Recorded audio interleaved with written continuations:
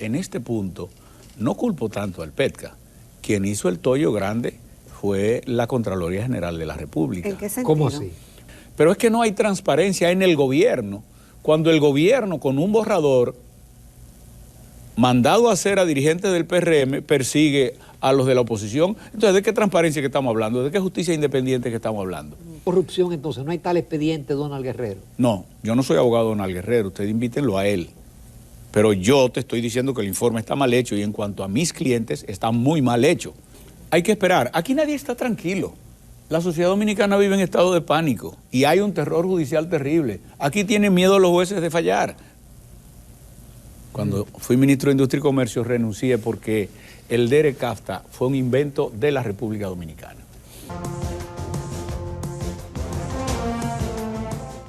La entrevista del Telematutino 11, gente importante a tratar temas importantes. Nos acompaña el licenciado Ángel Lócar, ex secretario de Industria y Comercio, abogado, economista y gran amigo. ¿Cómo te va? Buenos días, bien. Buenos días, Ángel. Placer. ¿Cómo te va? Muy bien, gracias. Tú estás llena de mucha esperanza, de verde. Claro que sí, siempre. Ángel, tenemos tantos temas que yo no sé por dónde comenzar.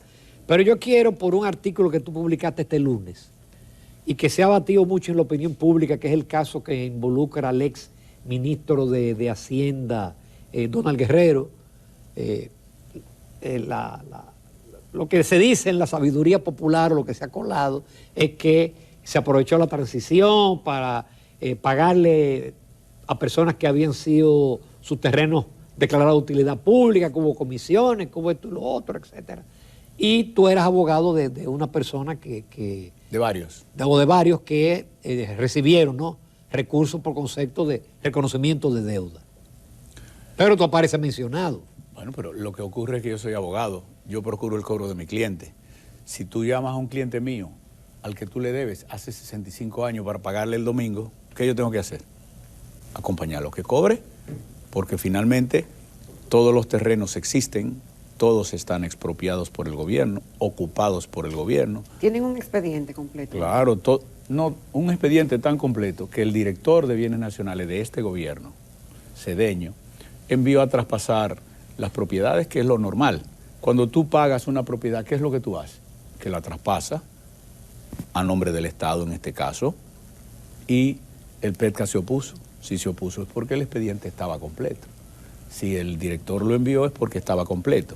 Pero yo, que he discrepado de las actuaciones del PETCA con frecuencia, en este punto no culpo tanto al PETCA. Quien hizo el tollo grande fue la Contraloría General de la República. ¿En qué sentido? ¿Cómo así? Porque la Contraloría elabora un informe y manda el informe al PETCA. Pero no es un informe, es un borrador. Cuando yo los llevo a la jurisdicción contenciosa, que es la llamada a conocer de los actos administrativos conforme al artículo 165 de la Constitución, allá dicen los auditores que eso es un borrador, que nunca lo debieron enviar al PETCA, pero fueron ellos que lo llevaron. Dice el Contralor General de la República de entonces que eso es un documento de trámite, y ahora, el 3 de marzo, dice en un escrito el PETCA ante el tribunal que es un documento de mero trámite. Y si es de mero trámite, ¿por qué es que durante 14 meses se han buscado órdenes judiciales con un borrador? Pero peor aún, los documentos... ¿Órdenes judiciales con qué objetivo? Con muchísimos, con hacer oposiciones a pagos, con hacer oposición a traspaso de propiedades, muchísimas. Pero mira, la ley 1007 y la ley 107 establecen, y la 107 lo hace desarrollando el artículo 138, numeral 2 de la Constitución, que cuando se va a producir un acto administrativo, como es un informe, tú tienes que citar a las partes perjudicadas para que ellas hagan valer, aporten sus pruebas y hagan sus sugerencias. Eso es apenas de nulidad del documento. Después tú puedes dictar el documento.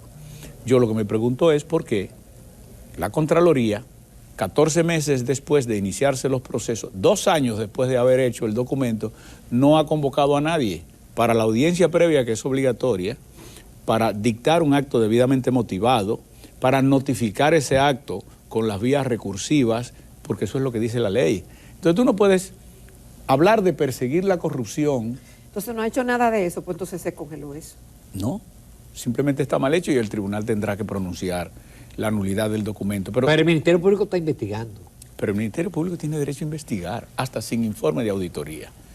Nadie le discute al PET que el derecho que tiene a investigar. Ahora, cuando tú investigas y tú sobre la base de un borrador dices que se perdieron 12.000 millones, que lo que son es 12.000 millones en contratos y las tierras están ahí, tú estás informando mal a la población y no hay transparencia cuando se actúa de esa manera.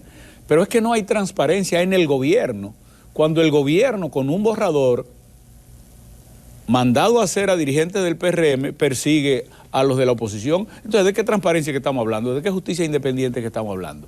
Las cosas hay que hacerlas bien hechas. ¿Pero a quién de la oposición está persiguiendo? Hoy Donald no era el ministro de Danilo. Y todos los otros funcionarios, igual que hoy no son todos los funcionarios que han hecho el informe, no son del PRM. Entonces no es así.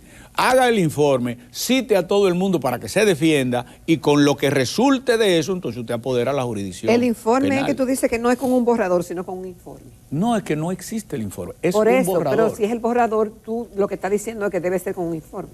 No, el borrador se convierte en informe Exacto. cuando el contralor cita a las partes, las oye, les permite defenderse y luego dicta una resolución. Eso es lo que se llama informe, la resolución. Ay, además, toda la auditoría tiene que ser discutida con el afectado. Si no, son nulas, todas, hasta la de la Cámara de Cuentas. Entonces, tú citas al afectado o a los afectados, a los interesados, dice la ley 107, y después le concluyes el expediente con una resolución, porque eso es lo que dice ahí la no ley. hay corrupción, entonces, no hay tal expediente, Donald Guerrero. No, yo no soy abogado de Donald Guerrero, ustedes invítenlo a él. Pero yo te estoy diciendo que el informe está mal hecho y en cuanto a mis clientes, está muy mal hecho. Yo no sé del resto, porque yo no soy abogado del resto ni conozco todos los casos. Yo me refiero a los míos. Los míos están bien. Ángel, durante esa gestión como abogado, lograste que se le pagara los montos adeudados por esos desalojos a esas propiedades. Sí, en algunos casos se logró. Hay otros pendientes, hay otros que le abonaron, pero sí, a muchos de mis clientes le han pagado. Que es un precedente ¿Y no positivo. tuvieron que dar comisión? No, yo no conozco de ningún cliente mío que diera comisión. Lo que había sí, y hay ahora, son gentes que se dedican a hacer diligencias para el pago. Empresas privadas, compañías, o ahora compañías de administradoras de fondos, de todos. No hay particulares. Y particulares, es decir, pero eso ha existido siempre y existe. Entonces la ley no lo prohíbe. Y además tú no lo puedes evitar. Cuando una gente va y le dice a un cliente tuyo que puede sacarle el pago, o tú lo dejas que esa persona le haga la gestión, o él te desapodera porque te dice que tú te estás oponiendo a que él cobre. De manera que eso no. Pero comisión directa, yo no tengo conocimiento a ningún funcionario. Pero para pasar a otro tema, Ángel, porque hay muchos temas de actualidad, ¿en qué está actualmente esa situación? Si te mantiene tranquilo, si no, si tú ves que siguen con un expediente que tú no estás conforme, ¿cómo se están llevando las cosas? Hay que esperar. Aquí nadie está tranquilo. La sociedad dominicana vive en estado de pánico y hay un terror judicial terrible. Aquí tienen miedo los jueces de fallar porque los desacreditan. Aquí al que lo mencionan en algo ya no duerme más porque cualquier madrugada amanece con un allanamiento.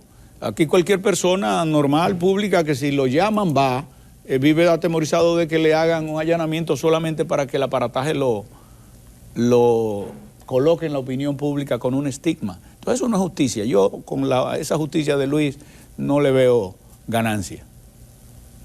Entonces, pasando a otro tema que no es la justicia, Ángel, la sociedad dominicana está intranquila actualmente. Muy intranquila, pero lo dicen todos los... No, pero todas las encuestas. no, el presidente el pasado 27 de febrero presentó un panorama muy alentador de lo que ha conseguido como gobernante y de lo que está viviendo la sociedad dominicana en estos momentos bajo su gestión. Bueno, el presidente dio un discurso bonito en el Congreso, la oposición se lo empezó a cuestionar ahí mismo. Yo creo que él tuvo cosas luminosas, como cuando habló de turismo. Yo creo que él salió de debajo de un camión con éxito cuando habló del tema de Haití, que une por primera vez. Tú y yo tenemos tratando ese tema más de 30 años. No, más respeto. Pero, Tú tenías... ¿qué es eso? Tú tenías 12. Yo no había nacido. Pero hay fotos de Jacqueline y mía con el presidente Neret. Imagínate yo con una colita de pasante Pero ese tema, por primera vez, luego de años de tratarlo, por primera vez une a los dominicanos, y el presidente había dado un foul con el anteproyecto de ley de trata de personas y de inmigración. ¿No? Y con el de violencia contra la mujer. Entonces, pero particularizando el tema, en este de Haití, y él sacó de abajo, y creo que lo hizo con inteligencia. Los otros temas son como todos los temas discutibles, que si la economía ha crecido, bueno, aquí ha crecido siempre. Leonel le dice que creció con relación al año pasado, pero que entonces no fue tan grande. La deuda sigue siendo bueno, el presidente te puede decir que le tocó el COVID, tenía que dar los subsidios, pero ya te dicen que 24.000 millones de dólares es mucho más que subsidio. Bueno, cuando tú hablas de todo lo que has hecho y el dinero que has invertido para que los precios no aumenten y la gente va al supermercado y están altos, entonces la gente dice, bueno, pero entonces eso fracasó. Entonces hay temas que el presidente trató con éxito y hay temas que le pueden discutir el éxito. Ahora, cuando tú haces las encuestas, la gente te dice que está preocupada por ¿qué? Precios, empleo e inseguridad. Entonces la gente no está segura. No están seguros los pobres en los barrios y no están seguros los ricos en esos expedientes. Gente de la oligarquía que hace tradicionalmente negocios con el gobierno, figura mencionada, hace 2 años que está mencionado y no sabe qué día lo buscan. Y quizás no hizo nada. Quizás recibió un pago, como una cesión de crédito, un pago como todo el mundo. O le pagaron su propiedad, como todo el mundo aspira a que hagan con la propiedad que el gobierno le quita. Porque lo que está mal es que el gobierno te quite tu propiedad y no te la pague 65 años. No es que si te lo paga a los 65 años, entonces tú eres el que estás mal. Pero por Dios, es que estamos cambiando, estamos poniendo los bueyes detrás de la carreta. En consecuencia, yo creo que el gobierno tiene que hacer modificaciones de políticas públicas porque ya la gente no está en pandemia. Y creo que la gente no está tan contenta como se cree, ni tan tranquila como debería, como sería lo bueno. Lo que pasa es que el dominicano es de espíritu alegre y él viene, compra una cerveza o un amigo le brinda una cerveza y se le olvida el mundo hasta el lunes. Pero eso no quiere decir que el resto de la semana esté contento. Hay gente que ayer la tristeza de la derrota la bañó en alcohol. Sí, de la derrota hay que en el mundial. Ahogar a la tristeza. Ángel, nos vamos a una pausa. Todavía tenemos muchísimos temas con Ángel López. El doctor Ángel López nos acompaña esta mañana en Telematutino 11. Ángel es abogado, economista, escritor y político. Ángel, hablábamos al inicio del programa que aprovecharíamos tu experiencia como secretario de Industria y Comercio para hablar de un tema que tú viviste, el tema del DERE-CAFTA. Ahora nos cae en la cara lo que no negociamos bien en un momento determinado y ya pasaron 20 años. 20 años de la firma del acuerdo y en el 2025 quedarán desprotegidos porque entrarán sin arancel productos como el arroz, pero hoy se añade el pollo, por ejemplo. Sí, el cerdo. Y otros productos que son sensitivos para la economía dominicana por la gran cantidad de personas que se dedican a esa actividad productiva, ya sea agrícola o agropecuaria, y nos va a dar un tablazo. Se habla de que van a negociar, Estados Unidos ya dijo que no, pero ahí pusieron un titular que Abinader se cuadra, se planta y dice que no aceptará, pero ¿cómo lo va a hacer? Es decir, ¿qué posibilidades tenemos de cambiar eso? ¿Y qué tú opinas de todo esto que está pasando? Dios mío, gracias. Ojalá todas las personas de mi edad y mayores que yo recuerden que por eso yo renuncié. Cuando fui ministro de Industria y Comercio renuncié porque el DERE-CAFTA fue un invento de la República Dominicana. Cuando Chávez le tumbó el pulso en el ALCA al gobierno americano, porque el gobierno americano no daba nada y Chávez era un pródigo. O en el ALBA. En el ALCA. El ALCA. El ALCA, que fuimos a la reunión de ministros en Buenos Aires y después la de presidentes en Canadá, que fue el presidente Mejía. Como yo vi que se iba a trabar, le propuse a Robert Zelit, que era el secretario de Comercio de entonces, del Departamento de Comercio, que hicieran tratados regionales con las economías más homogéneas con Estados Unidos, que era Centroamérica, Colombia, Chile, el resto de Sudamérica no lo era tanto, y se comenzó a trabajar en ese sentido. Eso, 1 de mayo, que aquí era feriado, pero en Estados Unidos no, me visitó el agregado comercial de la embajada con instrucciones de Sueli para empezar con República Dominicana a discutir el tratado y hacerlo con Centroamérica, estando vigente la idea del ALCA, que luego se abandonó porque no funcionó. Entonces, quien propuso los acuerdos regionales fue República Dominicana, al Departamento de Comercio americano. Pero ya cuando ya estaba negociándose... No, CAFTA. eso es 2001, a mayo del 2001. No había acuerdo, pero Hipólito se había comprometido conmigo a que eso lo iba a manejar el Ministerio de Industria, la Secretaría de Industria y Comercio. Y luego se despachó en Barahona y lo pasó A Cancillería. a Cancillería. Entonces yo al día siguiente desayuné con él y le entregué mi renuncia. Porque yo sabía que eso iba a mal, y sobre todo iba a mal porque los americanos se llevaban muy mal con el canciller dominicano. Ni siquiera lo recibieron nunca. Cuando se estaba discutiendo... Era Hugo Tolentino. Cuando se estaba discutiendo el tratado, no lo recibieron nunca. Que Entonces, renunció también. ¿qué ocurrió? Sí. Que República Dominicana se quedó fuera. Es después que el tratado se firma con Centroamérica que República Dominicana intenta adherirse al tratado y finalmente se adhiere, pero no discute nada. No discute. ¿De acuerdo? En consecuencia, eso empezó mal porque se inició mal con las negociaciones que entonces pasaron a Cancillería y nunca debió ser. Y entonces el que la llevaba en Industria y Comercio era el muchacho que más sabía de eso, que por suerte Sí, está en Cancillería, que sí, es Hugo Rivera. Hugo Rivera, sí. Bueno, si se hubiera hecho bien, entonces no habríamos tenido los dolores de cabeza que tenemos hoy. Ahora, hoy, un tratado no es una cuestión unilateral. Hay que ver qué tú le vas a dar para que te den. Exacto. Pero no es el arroz, se está hablando del arroz, No, pero ahorita hay más, viene el hay más. pollo, la leche, la habichuela, ahorita viene todo. Y oye, ese acuerdo, para que, por ejemplo, el de Centroamérica... se Pollo, pudiera hacer. leche, cebolla, ajo, frijoles, café, arroz, harina de trigo, azúcar, cerveza, alcohol, tabaco, aceite comestibles y aceites lubricantes. Oye, mira, ¿tú crees que un tratado es así? Yo recuerdo que Bonetti dejó listo el acuerdo con Centroamérica y había problemas con los de las habichuelas, había una serie de problemas. Con Osmar Benítez y con otros empresarios, un día tuve que coger un avión e irme país por país para cambiar determinadas, para hacer determinadas adendas que se llevaron después al Congreso para que el Congreso lo pudiera aprobar. En un fin de semana fuimos a El Salvador, fuimos a Nicaragua y fuimos a Costa Rica. El presidente de Costa Rica, que era un amigo Rodríguez, que luego fue el secretario de la OEA, él personalmente me firmó una carta para traérsela al presidente Mejía, prometiendo hacer unos cambios que él tenía que pedir permiso al Congreso. Y de ahí me llamó al que estaba de Norberto, no me acuerdo, de canciller luego, era ministro de Industria entonces, de Nicaragua. Eso no es así. Ahora tú tienes que empezar unas rondas de negociaciones con todos los países involucrados porque tú afectas los intereses de ellos. Digo, si es que ellos están interesados. O sí que hay algo. Siempre hay algo que modificar, pero el otro te va a decir, si te modifico esto, que me afecta a mí, porque si no lo afectaran, tú no querrías modificarlo. Entonces tú, ¿qué me das? A República Dominicana ahora posiblemente nos quieran quebrar el brazo con el tema de Haití. U otro tema que interese a los norteamericanos, pero los norteamericanos generosos total no son nunca. No. Y ellos van a negociar sus intereses, como los otros países también.